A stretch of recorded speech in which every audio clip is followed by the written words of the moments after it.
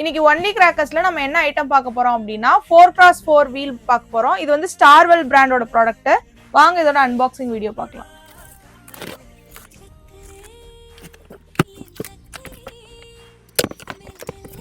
So இதுதான் நமக்கு வந்து 4x4 வீல்.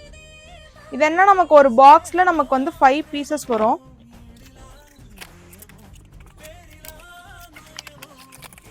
ஸோ இதுதான் நம்ம ப்ராடக்ட். இதோட ஃபங்க்ஷன் எப்படி இருக்கும் அப்படின்னா, நம்ம நார்மல் சக்கரம் மாதிரி கீழே சுத்தும்.